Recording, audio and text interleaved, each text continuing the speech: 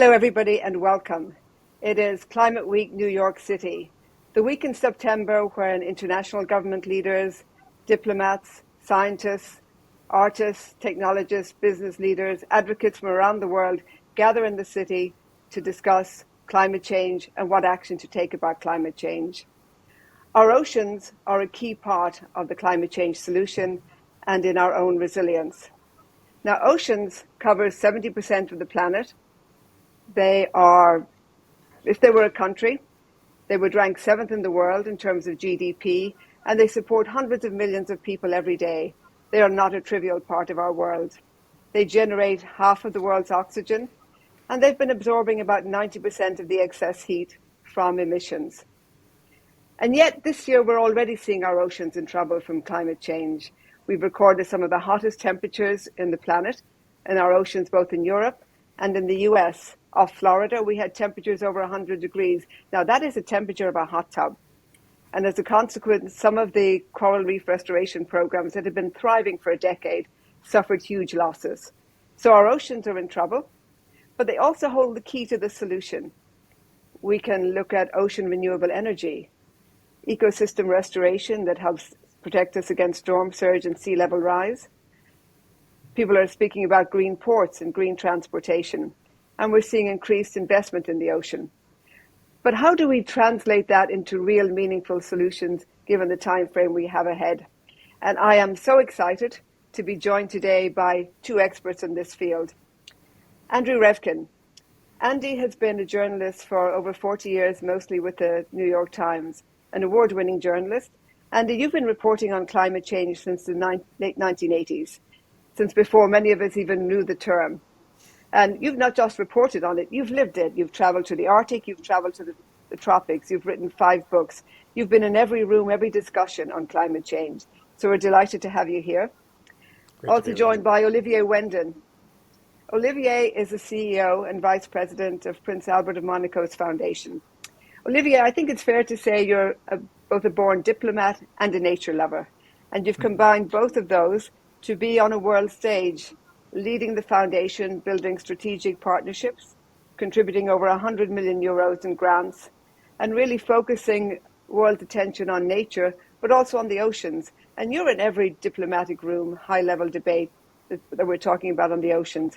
My background is a scientist. I'm a marine scientist, and I come to this world through wanting to apply scientific principles and knowledge to climate change, and particularly for our oceans and the communities that live by our oceans. So this is a very exciting conversation for me to learn from both of you how you are seeing the role of oceans in building resilience and tackling climate change. So I want to ask each of you a question. Here we are, Climate Week, New York, yet again. What do you see this year in terms of the prevailing trends? What excites you about this Climate Week? And what would you like to see come from it? Olivier, I will start with you. Well, thank you very much for having me today, Deborah, and a pleasure having this conversation with you, Andy. So I would say Climate Week, years after years, are always working in silos. So my big aspiration is to continue an emergence trend about breaking the silos and bringing back together the two sides of the same coin, ocean and climate. And I will go even further. And it's been a success last year. Biodiversity. We really have to focus now, given the little time window that we still have to act, about this nexus and try to approach the challenges, but also the massive opportunities that we have, mainly on the economic level. We have to address them thinking about these 3 pillars, ocean, climate, and biodiversity. So these are my hopes. Well, Climate Week is also SDG Summit at the UN. It's just ahead of the UN General Assembly this autumn period. And as Olivier was saying, I think a key need here is crossover. Not just a need, but an opportunity. I see there's a very carbon-centric approach to some aspects of Climate Week in the past, which is only about the reducing warming rate, part of the problem. It doesn't really focus on the resilience and vulnerability reduction part of the problem. sustainable development goals will only be achieved if there's a flipping of the conversation, at least to start with vulnerability. Who in the world is most vulnerable to climate impacts? Which ecosystems are most vulnerable to these issues, as you were saying about the heat waves? If you start with vulnerability reduction, knowing you also need to reduce carbon as aggressively as possible, you can have real impacts on timescales that matter. And so I think the opportunity and actually the obligation is to make these conversations in this week really more about sustainable development with a climate component, a carbon component, as which is very different than the way these meetings and even the framework convention on climate change has been sort of pushed for all this time. And I have more to say, but that's a starting point. So do you think along those lines, but Andy and Olivia's questions to both of you, that we have talked the conversation too much to talk about carbon and carbon sequestration? And if you look at the Biden's efforts for the IRA, the Inflation Reduction Act, really was focusing on carbon sequestration and carbon reduction. It has taken a lot of industries in that direction. And yet, I think Olivier's point about biodiversity is well taken. I think biodiversity has not been part of the conversation. It's sort of been lost. And I was very pleased to see the EU with the Biodiversity Act this year.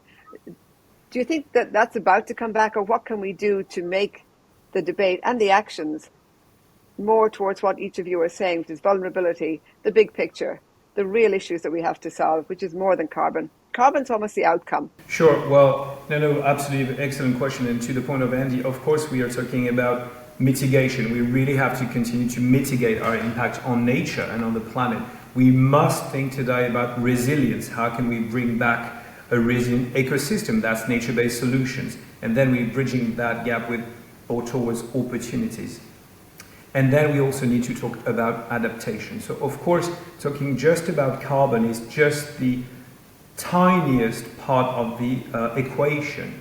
And if you allow me, I would like to say the political momentum for a year has been tremendous, and I must say in a way unexpected. It took us 20 years to finally get there to sign a high seas treaty. Likewise, we eventually managed to sign a Kunming-Montreal agreement on biodiversity. That's the 20 by 30. So that's a super ambitious agreement, still political at that level, to protect by 2030 30% of planet Earth, land and sea. And let me be straight there. 2030 is not in a decade, it's in 6 years' time. So time is pressing. So I think we know what to do. The IPCC was very clear. We've been so far in our emission, in our GHG emission, that mitigation alone will not be enough. We will need to capture carbon in the air and probably meet our trend, to meet the objective of the Paris Agreement, if we want to continue living in the sustainable world with the 1.5 degrees. So that's, I would say, the context. So now we should probably, and that's the job at the Foundation, just focus on scaling up and accelerating these solutions, because the beauty here is these solutions exist. Sometimes they're just local, sometimes they're regional, but at the end of the day, they exist. So in our opinion, what we lack most today is still education, because a lot of people, and even decision makers, senior ones, don't understand the importance of the ocean in the climate regulation. So we have to continue to educate. But also, and that's our approach, we probably need to talk more business approach, money approach. You see, for 50 years we probably tried with scientists and science evidence to scare people. We're going into a wall, it will be a disaster, look around you. It didn't really work, otherwise we wouldn't have this conversation year after year. Then there was a phase of moralization. We should do this, you ought to do that. It's not working either. So we're thinking, well, sustainable economy, that's bringing back sustainable management of our natural resources within the scope of the real economy. It's not two different aspects. There's just one big economy, and there will be no economy without the environment. So today we are really focusing a lot of our efforts on innovations, technologies, business, keeping in mind the positive impact it has or they have on the ocean ecosystems to start with. Mm-hmm. Yeah. I really like that, and I'm going to come back to a couple of points you made on that, Olivier, because the nature-based solutions obviously key to my own heart, as well as the business case. But Andy, your thoughts on this Yeah, first? well, and I think one of the other transitions, since I've been covering the treaty process since 1988, since before Framework Convention, there's been the approach in the past was sort of singular on a contract, a binding agreement. What we've seen now is the role of technology and trade in creating the pressures and opportunity space that can drive progress and make the treaty making easier. The thought used to be, we'll have a Paris Agreement, we'll have this document that'd be like a contract, and everyone will behave. What that misses is how the role of technology can change things. Think about Global Fishing Watch, which is a way to Yeah. monitor dynamically in real time, where boats, all these significant boats around the world are moving, or the lights, satellite monitoring of the lights on squid fleets.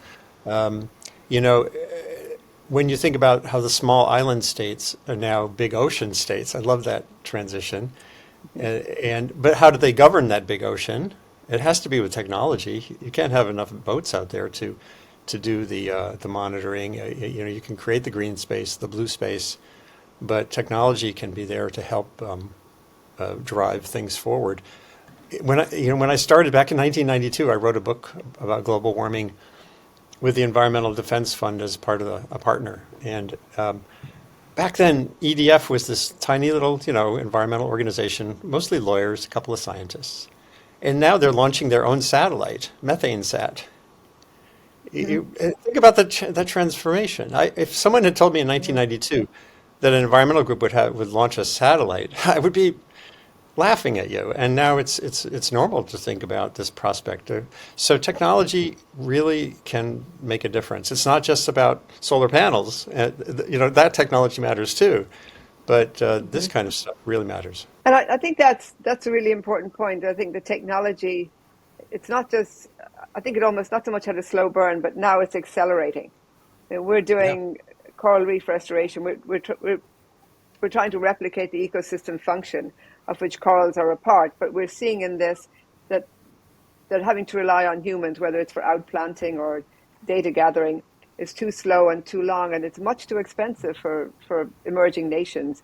Yet AI technology, satellite technology speeds all of this up. And all of a sudden, these remote areas are now almost in there with a chance. They're at the table because they matter, and technology is allowing that to happen, which I think is amazing. Can I make one quick additional point about this related to reefs? Of course.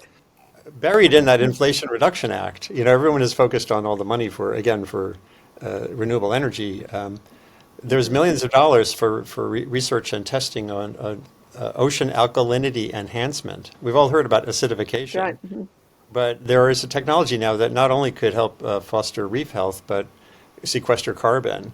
If you're changing the pH, and it's an experiment. The University of Hawaii and others are involved with planning this. I think that is another frontier that gets hidden. Everyone's thinking about carbon capture, or modifying the sunblock, global sunblock, a veil of particles. Right. But there are these other pathways that could be really interesting. Well, if I may, because that's a very touchy point that you make. And as a foundation, so the work of the foundation is mainly focused on about working with science and to bring science to policy. So we always keep a very close eye on what science says. And we are currently funding a research program on alkalinization. So we want to address the geoengineering solutions that Andy just mentioned, being in the atmosphere or in the ocean. And given the track record of the foundation on ocean, we're focusing now on solutions for the ocean, and alkalinization is at least thought as the magic trick to solve the problem. To be honest with you, so it's an ongoing research program, but we want, with that program and with that research, to prove that it's extremely dangerous, hazardous. There's a massive risk of worse impact on the marine ecosystems than just going back to a neutral pH. So that's the way we want to address it, because there is a strong risk that a private company or a state decides, regardless of certain warnings, to do it, because it's a quite tempting option, because it will mean going business as usual if we had this kind of possibility. So I should stress, to do that. yeah, the money in the IRA is for research. It's not for deployment. So, and it is about identifying risk and also examining possibilities in the long run. This gets to one of the interesting points about trade-offs too. We could talk about seabed mining as another example of the trade-off question, but And I think that comes back to the point you raised earlier too, Andy, which is resilience. Ocean resilience is really human resilience. But yet sometimes when you look at it a little more deeply, and I edited a book with a colleague who's a social scientist, and the first question he said is, resilience for whom? And that comes back to your trade-off questions, like is it resilience for big business that are investing in carbon sequestration and getting a lot of the funds that's there that they don't necessarily need? Or are we talking a more equitable distribution of resilience? Because there are going to be trade-offs. The systems are going to change. As Olivier said, we have to mitigate, we have to adapt. But people's lives are going to change, and those questions of resilience and trade-offs are huge. And I'm very sensitive to Olivier's point about if we bring out these two new technologies, how quickly does somebody grab hold of them and deploy them? At what point is the science accepted? yeah, we've seen that already with atmospheric stuff. That little company in some Silicon Valley startup was sending up balloons with sulfur in them and selling carbon credits, even though there's no value there at all. It's kind of, you're right, that's an opportunistic approach that everyone has to watch it for. Yeah. And I'd like to come back to this topic of the business case that Olivier raised, because for me, I started my life in academia. And I remember I was actually involved in the science behind the Clean Water Act. And I walked into a meeting of senators and I gave them the science, believing that they would listen to me and make the right decision. And one of them said to me, well, hang on a second, if I do that, I'll have 25 million people off the beach in Jones Beach in August in New York, and I won't get reelected. And it was, as a scientist at that stage, it was the biggest shock, but also the biggest learning experience. And people are going to be thinking about, in a way, their own interests, whether it's political, whether it's making a profit, or, to be honest, if you are a household and you've got kids to support, you're going to make decisions based on how do you support your family. So how do we make this business case better? And I work a lot with businesses and business leaders, and I still find that when we look at things like nature-based solutions, that in the back of their mind is environmentalism in another box, and yet it's not. It really isn't. It's really a solution to a lot of their problems, particularly if they're in the development communities or other. So how do we, in all of your experience in talking to a diversity of people, how do we get this message across that this is not business as usual? This is not the environmentalism in the back door. The same learning curve that you described there, Deborah, as a scientist, I faced as a journalist, because journalists also grew up thinking, well, just present the information clearly, maybe with a nice graphic or a picture, and the world would change. Political and behavioral realities are profound, and they need to be reported on as well. I think the more we understand and normalize that cultural cognition, the differences among us are a basic part of how humans operate and how our systems are shaped, because our systems are shaped around our psychology and biology. The less likely it is we'll want to shoot ourselves at some point, because at least you understand that. And then the path forward includes a lot of education.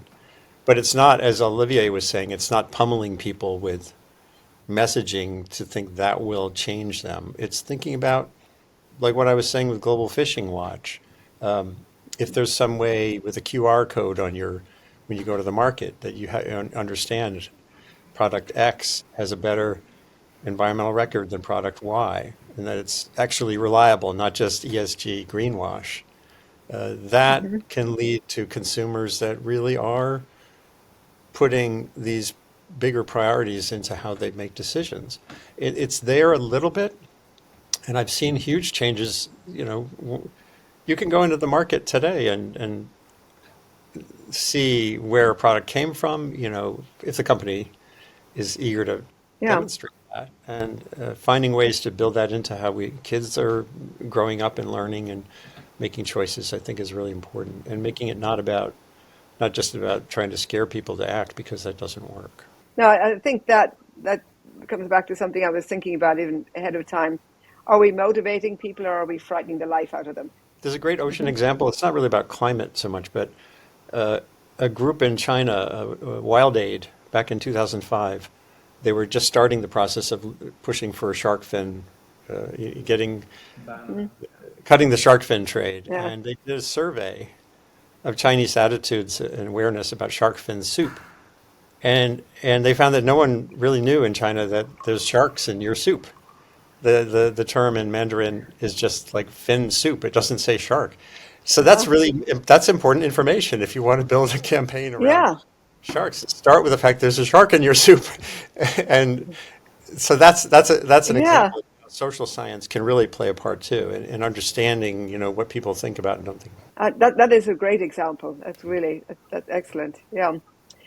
So thinking about the example you've just been giving, and again, Olivier's comments on engaging the technology and the business community a little bit more. So I go to Web Summit. I speak at Web Summit every year. It is one of the largest tech conferences in the world. There's 70,000 people attending, a lot of startups, and they're all involved in new technologies. And more of them are involved in climate tech. And it's wonderful. And then I think, wow, these are amazing people with amazing ways of solving problems. And then I think, okay, what happens next to those? We have a few ocean investment funds. We have, Oceans 14 with Chris Goral Barnes, Investable Oceans here in New York with Ted Janulis. But those funds they're almost notable by being rare, to be honest. They still haven't reached the big amounts of funding as some of the larger, more traditional funds. What do you think are the key impediments to being able to scale up these technologies and in attracting the kind of investments to them? Where are the sticky points? Yeah.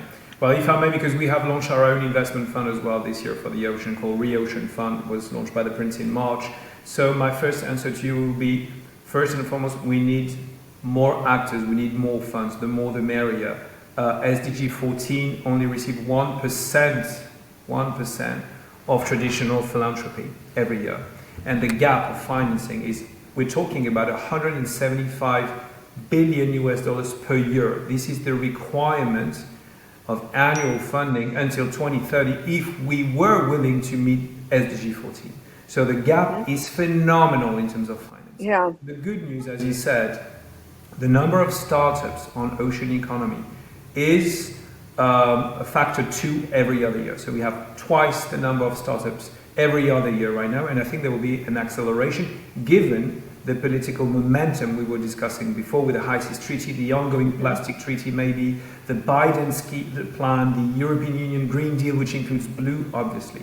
So there will be, before 2030, an acceleration of the needs and the funneling of financing. So what we understood when studying the market before launching our fund is you have a lot of VC, early stage startups, they receive the funding. That's not the problem.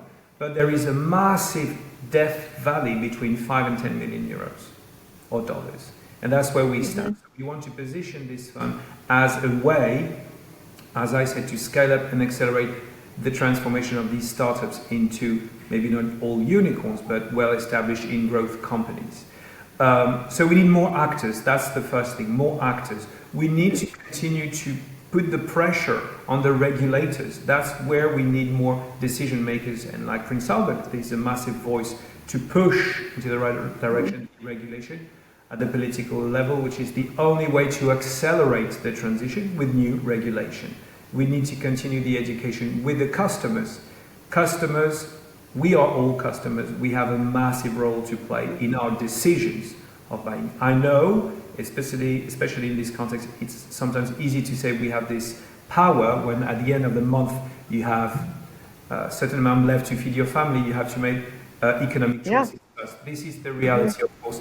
But at least in the Western world, in certain part of the world, you can make these choices against fast fashion, etc., and so on.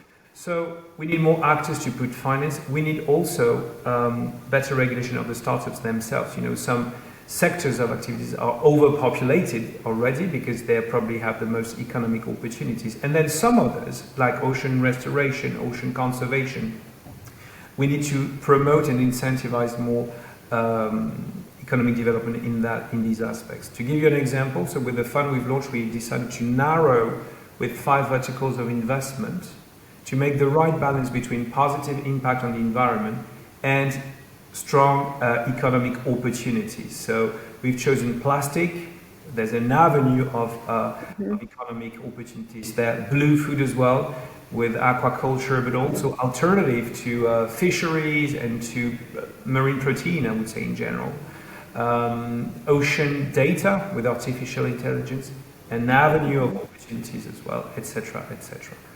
And green shipping. Great. You mentioned that before. Green shipping. The World Economic Forum evaluated the annual needs between $50 and $17 billion to transform the shipping industry, which is still representing 90% of the way we trade around the world. Yes, yeah, exactly. Yeah. To summarize, put it in a nutshell, regulation and more actors. I think that's the best way to scale up that transition.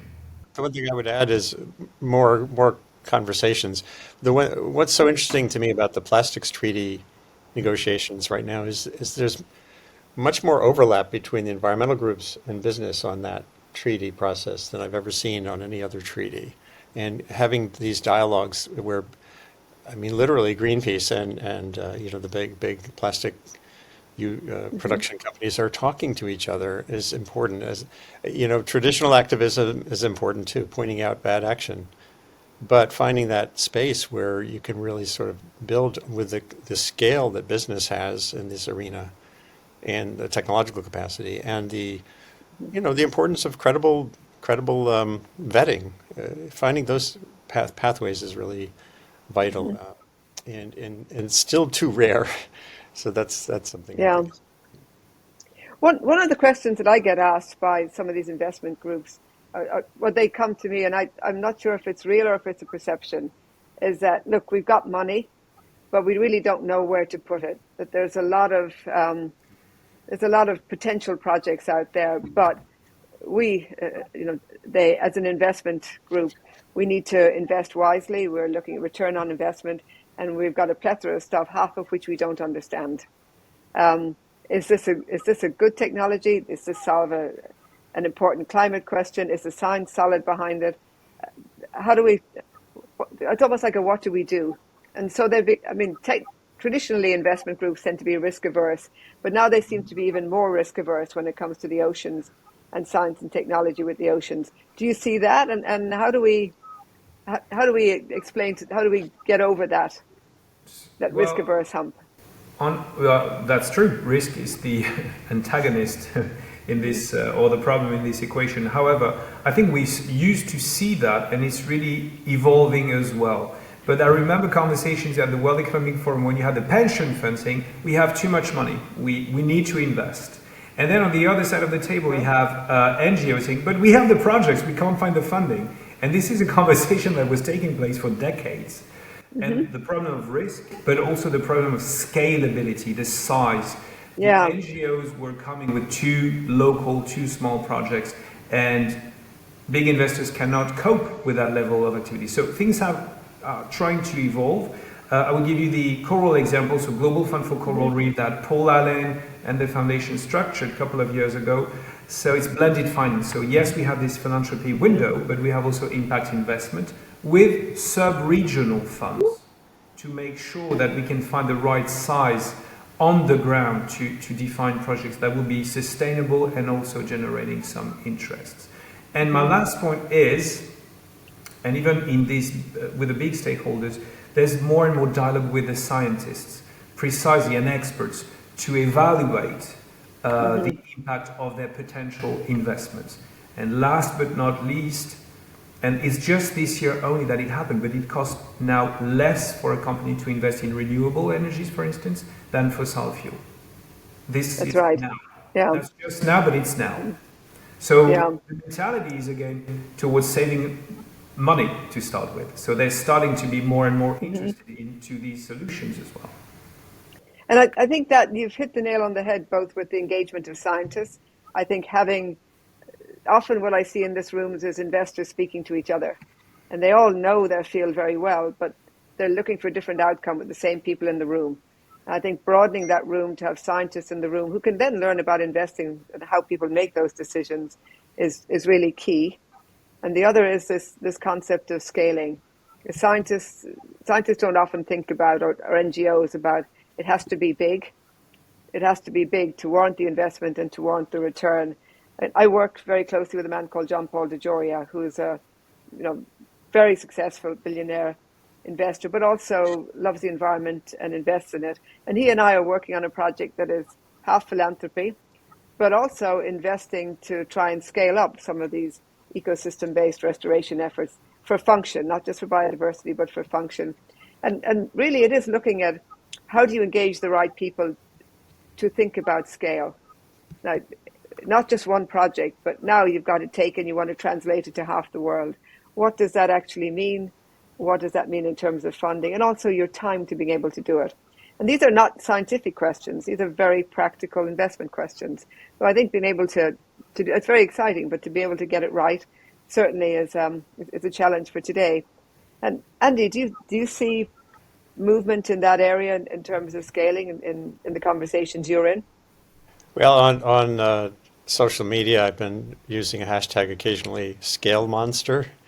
The Scale Monster stalks every dimension of this problem, from how do you educate communities worldwide on how to be more resilient to flooding, to these investment questions. And I think it's important not to get paralyzed by that. We all end up in this mindset where the urgency of change conflicts with the reality of scale. And Yeah. yet things do change sometimes rapidly. I think understanding, limiting our expectations for transformation actually is important. The iPhone was an explosive success. AI right now is exploding, but those are very the technology behind them is not like a power plant. Yeah. It's not like mangrove restoration. No. That like doing a mangrove restoration that works is really hard. It involves community training. It's Very not much. just about like flipping a switch, and that We're can doing lead we're, to, we're doing several right now, and I can assure you, trying to bring all the parts together, and yeah. including the community level. You're creating an ecosystem in every sense of the word: Yeah. financial, community, ecological. Yeah. And that's what flips me back to focusing more on sustainable development, economic empowerment, education, teacher networks, using technology as an education tool across the planet, so communities can feel engaged in a two-way way, in a bidirectional way, saying, wow, look what we're doing to the outside world, and that can lead to the investment interests that Olivier was talking about. That process is needed both on the resilience side and on the carbon mitigation side. And when you work at that, expanding that envelope of who can be engaged here in these distributed problems, then you can start to, I wouldn't never say sit back and relax, but I will say you can feel you're on a trajectory toward having a Yeah. much more expanded, acceleratable system. And that actually is a great concept and a great vision, which I think we're starting to see, to remind me that we're coming towards the end of our conversation. And before I close, I would like to ask each of you, it's the question sometimes people ask me is, what gets you up in the morning? What is it that provides this sense of hope? And where do you see as almost our greatest breakthrough? So when you wake up in the morning, you go, yes, I'm going to take it on today. What is it? Okay, I can go. You can think for a second, Andy. No, I would say I have 2 kids, so I can have the easy answer and say for my kids, but it's not even that. I just feel, and I've been working and blessed to work in that environment for a decade already. We feel the change. We feel being at the crossroads. So it's either we totally fail and it's game over, which we don't think it will happen, but we also in contact with great scientists, great doers, companies, the energy that they put and the solutions that they identify. They are there. So we feel we can make this change happen. So I'm just focusing every morning about these 2 questions, scale up and accelerate, because we are in contact with the right people. We feel that now, eventually, but it was only maybe 5 years ago that we felt that momentum. The world is going in the right direction, but far too slowly. Yeah. But that's where we have hope, because we have the right network of people, of doers, and more states, private philanthropists of international size are focusing on that topic as well. So when you focus, you find solutions. It's just the clock is ticking, so we need to go fast. Yeah. I love that. Scale up and accelerate. Andy. I feel much more passionate when I wake up in the morning about possibility and as opposed to about freaking out, because every day, every hour almost, I see an innovation, whether it's a visualizer of data on climate or on energy that can be spread and useful at the community level, whether it's a young journalist I met on my webcast who's in Nairobi, and her work is on focusing on Africa's energy transformation, which is complicated. It's not just about panels. It is about things like gas, but she's there. She's doing great work. She's innovating, creating her own blog. And I think about how technology, social media, actually, the tools we're using to connect today, despite the best efforts of some people who seem to want to blow it all up, has unbelievable potential, and I try to work on that every day. That's my Sustain What blog and the like is all about using these tools and not being abused by them. And when you do that, great ideas can not only be shared globally, but refined and improved through wider conversations, through engagement with indigenous folks. Like there's one entity in the Amazon, not just in the Amazon, globally, in indigenous communities in the tropics called If Not Us, Then Who? And it's a training network for communication capacity, and not just for indigenous groups to tell the world something, but for them to talk to each other globally. That all, I mean, as you can see, I'm kind of bottled up with excitement about this every day, even in a hurricane zone. And that to me is critical, because and you did mention something I wanted to mention, Andy, as well, as your Sustain What podcast, which has been going for a few years and now has reached millions of people have tuned into it. It's an amazing discussion. So if you haven't tuned in, please do, and we'll make sure to post the link to it later at the end of this.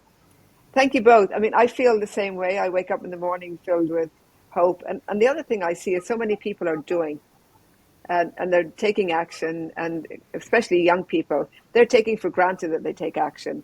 And I don't feel in the way that I did before, that sometimes I felt the lone voice for the ocean, or sometimes you felt in the wilderness. Now I feel like I'm trying to catch up with people who are doing all these amazing things. And that's a really wonderful feeling. So Climate Week, a lot of good things happening. And really, you've just brought home that message of how positive we can be, because it is happening and because we've reached that tipping point. Olivier, thank you so much for being with me. Andy, thank you so much for being with me. It's just always such a joy to speak with you. I learned a lot. I feel even more motivated. Thank you very much. Goodbye, everybody. Please enjoy Climate Week.